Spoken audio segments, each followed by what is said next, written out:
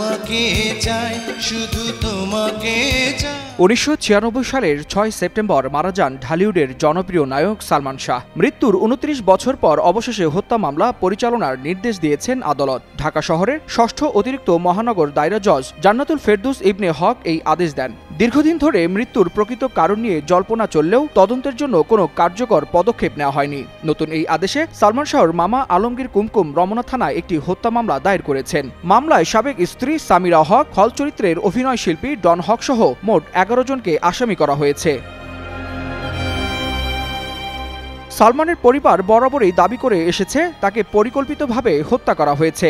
মানিলা চৌধুরীর অভিযোগ ছিল তারা হত্যা মামলা করতে গেলে পুলিশ সেটিকে অপমৃত্যুর মামলা হিসেবে নথিভুক্ত করেছে। স্কিন শুষ্ক রুক্ষ হয়ে যাবে বলে কি বাইরে যাবে না? জাস্ট 1 2 3 4 করো, স্কিনটাকে রিভাইভ করো। সালমানের মৃত্যুর পর বরাবরই সালমানের পরিবারের অভিযোগের তীর ছিল তার স্ত্রী সামিরার দিকে। তবে সামিরা বরাবরই এটি অস্বীকার করেছেন। গত বছর সালমান শাহর মৃত্যুর প্রসঙ্গে খোলামেলা কথা বলেন সামিরা। একটি ভিডিও সাক্ষাৎকারে বলেন, আত্মহত্যা যারা করে তারা তো কোনো কিছু বলে করে না, ইট ইজ সুসাইড।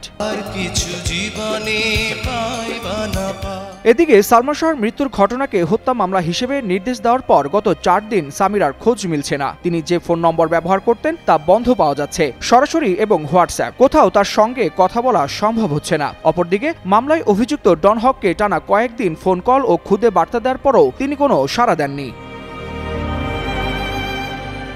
সম্প্রতি আদালতের নির্দেশ ও মামলার পুনরুজ্জীবনের খবর প্রকাশিত হওয়ার পর তার ভক্তদের মধ্যে এক ধরনের উত্তেজনা ও আশার অনুভূতি দেখা দিয়েছে। সালমান শাহর সমর্থকরা দীর্ঘদিন ধরে এই হত্যাকাণ্ডের নেপথ্য রহস্যের সত্য উদ্ঘাটনের অপেক্ষায় ছিলেন। এসব তথ্য তুলে ধরে একটি প্রতিবেদন প্রকাশ করেছে দৈনিক প্রথম আলো।